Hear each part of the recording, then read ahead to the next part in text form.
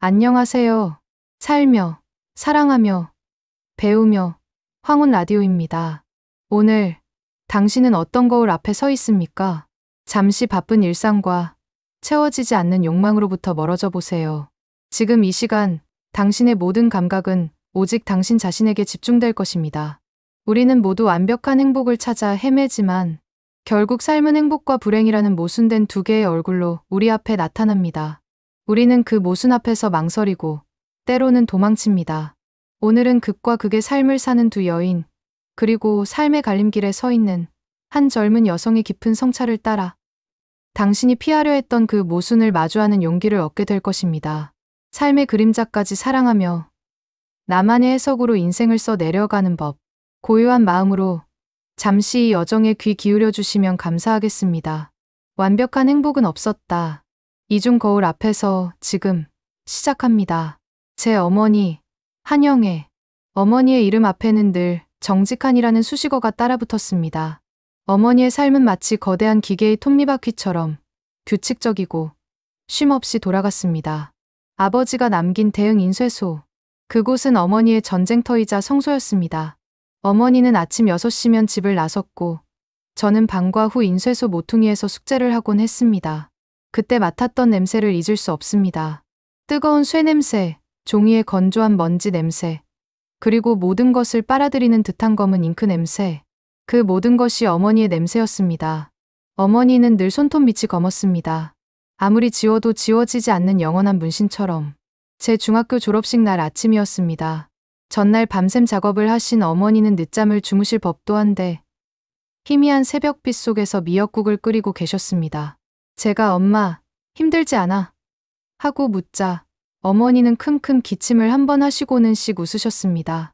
이 손이 이래 보여도 내가 먹을 밥은 짓고 내 졸업장 찍을 종이는 만지 손이야. 서윤아, 밥값이라는 건 말이다. 이렇게 내 피와 땀으로 바꾼 시간이지. 이 손으로 끓인 미역국이 내 졸업 선물이다. 어머니의 그 투박한 손에서 느껴지던 따뜻함. 그것은 최고급 주방에서 만들어진 요리가 줄 수 없는 삶의 절박한 애정이었습니다. 어머니의 삶은 비록 가난하고 고단했지만 단 한 번도 비굴하거나 공허하지 않았습니다. 어머니의 삶이 가진 또 하나의 모순은 그 결핍이 오히려 관계의 밀도를 높였다는 것입니다. 인쇄소에는 항상 사람이 북적였습니다. 시장 상인들, 동네 작은 가게 사장님들. 어머니는 단순히 인쇄만 해주는 것이 아니라 그들의 고민과 속사정까지 인쇄해 주셨습니다. 영애 씨, 나 이번에 전단지 디자인을 좀 싸게 해줄 수 있을까? 우리 아들 대학 등록금 때문에 말이야. 아이고 사장님, 걱정 마세요. 내가 이왕 하는 거 눈에 확 띄게 해드릴게. 등록금은 내가 기운 팍팍 실어서 찍어드릴 테니.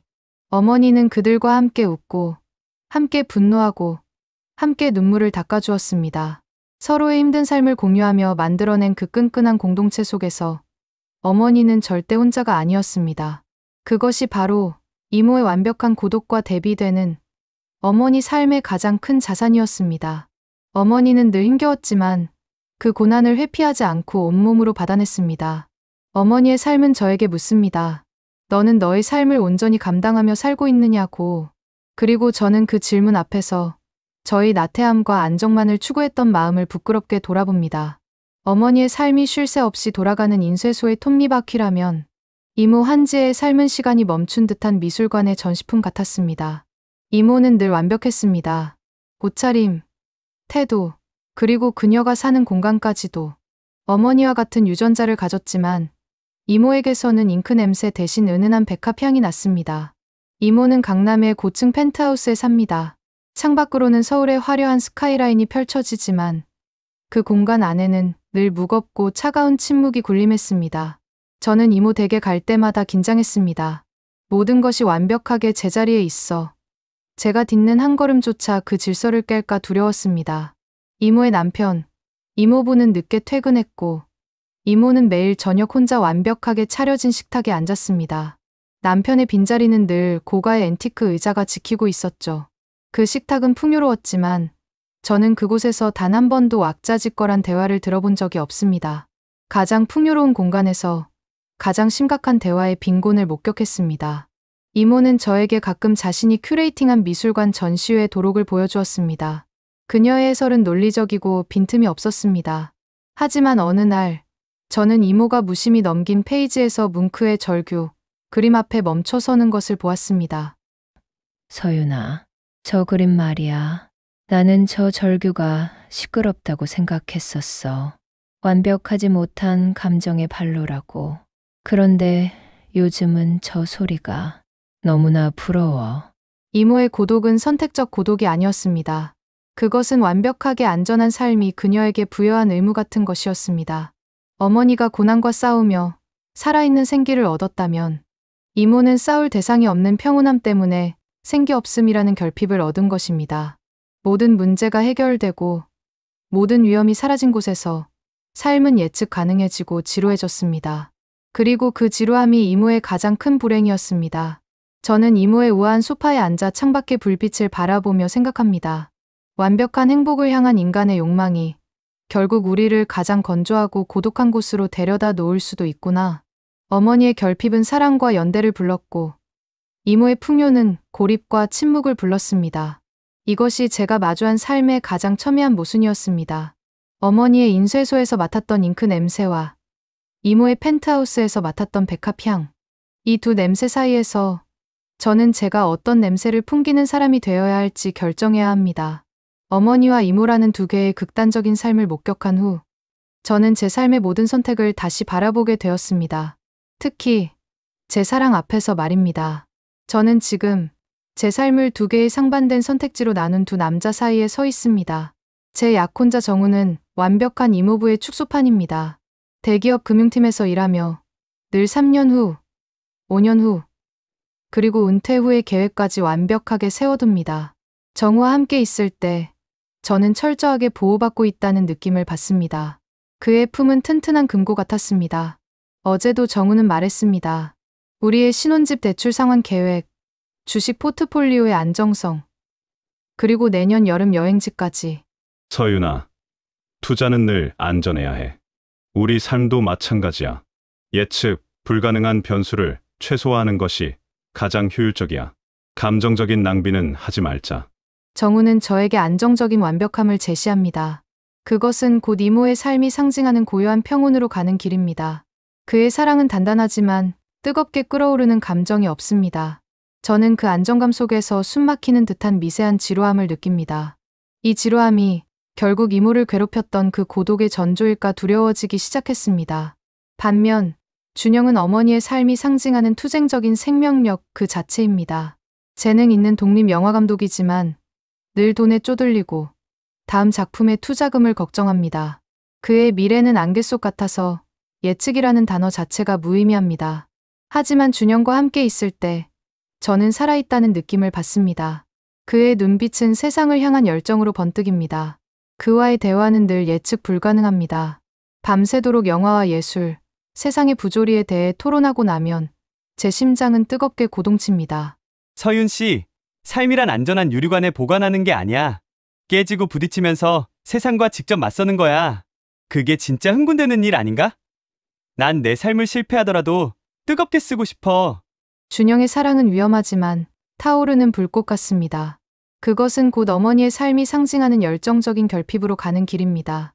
이제 저는 압니다. 제가 정우를 선택하면 안정 속의 고독을 후회할 것입니다. 제가 준영을 선택하면 불안정 속의 고통을 후회할 것입니다. 결국 제가 어떤 삶을 선택하든 후회라는 그림자는 저를 따라올 것입니다. 이 모든 것이 모순입니다. 행복의 조건에는 반드시 불행의 씨앗이 심어져 있다는 것. 이 깨달음 앞에서 저는 더 이상 완벽한 행복을 찾아 헤매지 않기로 결심했습니다. 결국 어머니와 이모, 정우와 준영, 이 모든 대립되는 이미지들이 저를 향해 던지는 하나의 질문은 같았습니다. 인생은 무엇인가? 저는 이 답을 찾기 위해 밤늦도록 고전들을 펼쳐 들었습니다. 제가 겪는 이 고통과 망설임이 과연 저만의 고립된 감정일까 궁금했기 때문입니다. 그리고 곧 깨달았습니다. 제가 마주한 모순이야말로 인류가 수천 년 동안 고민해온 보편적인 진실이었다는 것을. 20세기 프랑스 작가이자 철학자인 알베르 카미는 인간의 삶을 부조리의 absurdity로 정의했습니다. 우리는 이 세상에서 의미를 찾으려 애쓰지만 세상은 우리에게 아무런 답도 주지 않습니다. 이 의미를 찾으려는 인간의 욕구와 침묵하는 세계 사이의 괴리, 이것이 바로 부조리입니다. 저의 모순도 마찬가지였습니다. 완벽한 행복을 향한 나의 욕망과 행복 속에 숨겨진 고독이라는 현실의 괴리. 카미는 이 부조리를 피하지 말고 정면으로 응시하며 살아야 한다고 말했습니다. 어머니처럼 삶의 고난과 부조리 속에서도 나는 여기에 존재한다고 외치는 것. 그것이 카미가 말하는 인간의 존엄성일 것입니다. 또 다른 사상가 에리 프롬은 그의 저서에서 자유로부터의 도피에 대해 이야기했습니다. 자유는 인간에게 선택의 책임을 부여합니다. 그리고 이 책임은 고통스럽습니다. 그래서 많은 사람이 불안정한 자유 대신 안정적인 구속으로 도피하려 합니다. 정우와의 예측 가능한 삶을 향한 저의 끌림. 그것은 어쩌면 선택의 고통으로부터 벗어나고 싶은 나의 도피 심리였을지도 모릅니다. 에리 프롬은 말합니다. 인간의 가장 본질적인 문제는 선택의 고독이다. 우리는 안전하게 살 것인지 아니면 불안하지만 의미 있게 살 것인지를 늘 선택해야 한다. 저는 고전들의 조언을 통해 깨달았습니다. 제가 어머니나 이모, 정우나 준영의 삶을 선택하려 했던 것은 제 삶의 모순을 타인의 삶 속에서 해소하려 했던 졸렬한 시도였음을. 세상은 옳고 나쁜 것, 행복하고 불행한 것만으로 이루어진 것이 아닙니다. 세상은 옳으면서도 나쁘고 나쁘면서도 옳은 것들로 가득합니다. 이 모순을 인정하는 순간 저는 비로소 타인의 삶의 거울이 아닌 나 자신의 눈으로 세상을 바라볼 용기를 얻었습니다. 나의 삶은 곧 내가 내린 모순에 대한 해석입니다. 그 해석의 깊이만큼 나의 삶의 부피도 깊어질 것입니다. 모순을 인정하는 것, 그것은 곧 인생의 불완전함을 받아들이는 일이었습니다. 저는 더 이상 제 삶에서 그림자를 잘라내려고 노력하지 않기로 했습니다. 그림자는 빛이 있어야만 생겨나는 법입니다. 어머니의 고단함이라는 그림자 뒤에는 강렬한 생명력이라는 빛이 있었고 이모의 고독이라는 그림자 뒤에는 완벽한 자기 성찰이라는 빛이 있었습니다. 저는 정우에게도 준영에게도 가지 않기로 했습니다.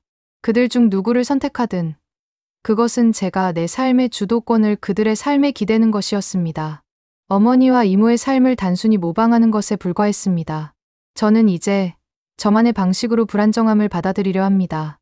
안정과 열정 사이에서 균형을 잡으려 애쓰는 대신 불균형 그 자체를 나의 에너지로 삼기로 했습니다. 직장을 다니면서도 밤에는 내가 좋아하는 글을 쓰고 그 글이 세상에 알려지지 않아도 좌절하지 않기로 했습니다. 안전한 일상 속의 불안정한 꿈. 이것이 제가 선택한 나만의 모순입니다. 어머니의 땀 냄새가 아니라도 이모의 백합 향이 아니라도 나만의 냄새를 풍기며 살기로 했습니다. 저는 오늘 이모의 펜트하우스를 방문했습니다. 창밖에 노을이 붉게 물드는 시간. 이모는 말이 없었습니다. 저는 이모의 손을 잡고 조용히 말했습니다. 이모, 완벽하려고 애쓰지 않아도 돼요. 그 고독함도 이모가 삶을 깊이 이해하려 했기 때문에 생긴 가장 아름다운 그림자예요. 이모의 삶도 이미 완벽하게 같이 있어요. 이모는 아무 말 없이 눈물을 글썽였습니다. 저는 깨달았습니다. 누군가의 삶을 판단하는 것이 아니라 그의 모순까지도 존중하고 인정하는 것. 이것이 바로 삶을 사랑하는 방식이라는 것을. 사랑하는 구독자 여러분, 결국 행복은 멀리 있는 완벽한 조건이 아니라 불완전한 삶을 인정하는 나의 태도에 있는 것 같습니다. 우리는 늘 선택의 기로에 놓일 것입니다. 그 선택이 가져올 어두운 그림자를 두려워하지 마세요. 그 그림자는 곧 당신의 삶이 얼마나 밝은 빛을 내고 있는지 증명하는 표시일 뿐이니까요. 지금 당신이 피하려 했던 그 모순을 정면으로 바라보십시오. 그리고 자신에게 물어보세요. 나는 나의 삶을 어떤 해석으로 써내려갈 것인가? 당신의 삶이 당신의 가장 깊고 아름다운 해석이 되기를 바랍니다. 오늘의 이야기는 여기까지입니다. 오늘도 함께 해주셔서 감사합니다.